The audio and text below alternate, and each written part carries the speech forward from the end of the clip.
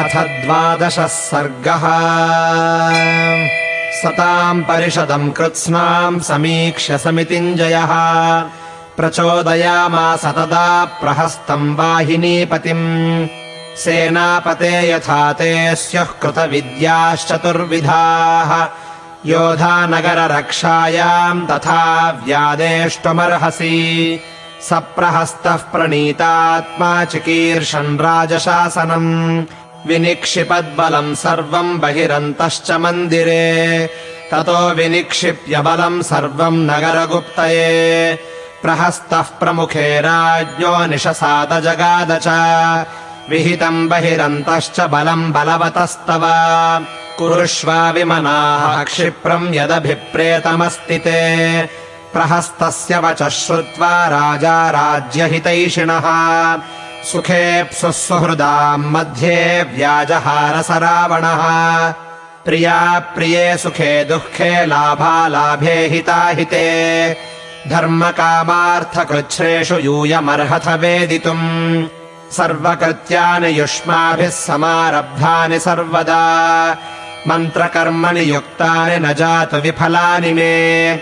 ससोमग्रहनक्षत्रैर्मरुद्भिरिव वासवः भवद्भिरहमत्यर्थम् मृतः श्रियमवाप्नुयाम्। अहम् तु खलु सर्वान्वः समर्थयितुमुद्यतः कुम्भकर्णस्य तु स्वप्नान्नेममर्थमचोदयम्।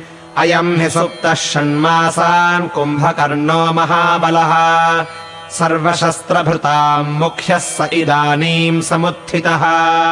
इयम् च दण्डकारण्याद्रामस्य महिषी प्रिया रक्षोभिश्चरितोद्देशादानीता जनकात्मजा।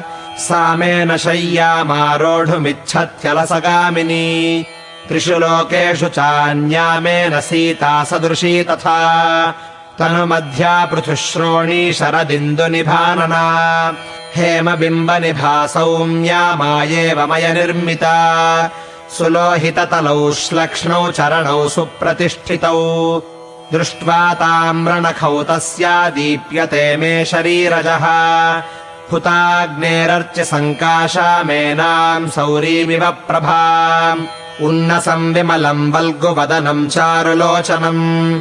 पश्यंस्तदवशस्तस्याः कामस्य वशमेयिवान् क्रोधहर्षसमानेन दुर्वर्णकरणेन च शोकसन्तापनित्येन कामेन कलुषीकृतः।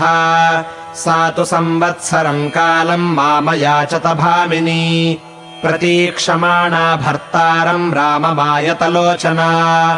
तन्मया चारुनेत्रायाः प्रतिज्ञातम् वचः शुभम् श्रान्तोऽहम् सततम् कामाद्यातो हय इवाध्वनि। कथम् सागरमक्षोभ्यम् तरिष्यन्ति वनौकसः बहुसत्त्वझशाकीर्णम् तौ वा दशरथात्मजौ। अथवा कपिनैकेन कृतम् नः कदनम् महत् दुर्ज्ञेयाः कार्यगतयो ब्रूतयस्य यथामति। मानुषान्नो भयम् नास्ति तथापि तु विमृश्यताम्। तदा देवासुरे युद्धे युष्माभिः सहितो जयम्। ते मे भवन्तश्च तथा सुग्रीवप्रमुखान् हरीन् परे पारे समुद्रस्य पुरस्कृत्य नृपात्मजौ। सीतायाः पदवीम् प्राप्य सम्प्राप्तौ वरुणालयम् अदेया च यथा सीता वध्यौ दशरथात्मजौ। भवद्भिर्मन्त्र्यताम् मन्त्रः सुनीतम् चाभिधीयताम्। न हि शक्तिम् प्रपश्यामि जगत्यन्यस्य कस्यचित्। सागरम् वानरैस्तीर्त्वा निश्चयेन जयो मम।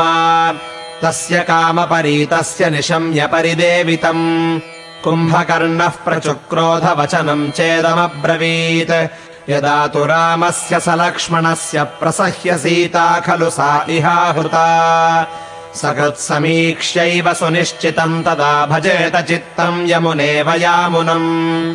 सर्वमेतन्महाराज कृतमप्रतिमम् तव विधीयेत सहास्माभिरादावेवास्य कर्मणः।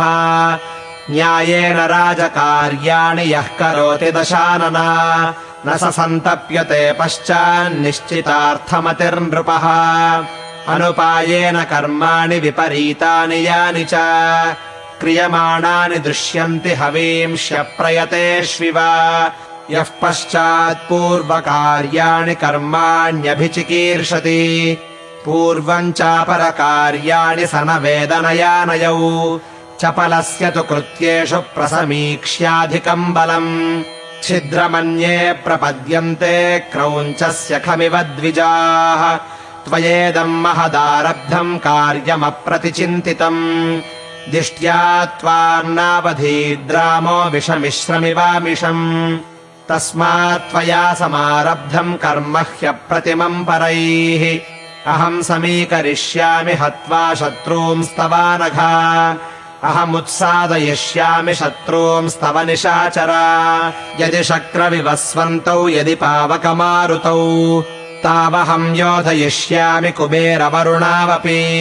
गिरिमात्रशरीरस्य महापरिघयोधिनः नर्दतस्तीक्ष्णदंष्ट्रस्य बिभीयाद्वै पुरन्दरः पुनर्माम् सद्वितीयेन शरेण निहनिष्यति ततोऽहम् तस्य पास्यामि रुधिरम् काममाश्वसा वधेन वैदाशरथेः सुखावहम् जयम् तवाहर्तुमहम् यतिष्ये हत्वा च रामम् सह लक्ष्मणेन खादामि सर्वान् हरियूथमुख्यान् रमस्व कामम् पिब चाग्र्यवारुणीम् कुरुष्व कार्याणि हितानि विज्वरः मया तु रामे गमितेयमक्षयम् चिराय सीतावशगा भविष्यति इत्यार्षे श्रीमद् रामायणे वाल्मीकीये आदिकाव्ये युद्धकाण्डे 12 सर्गः।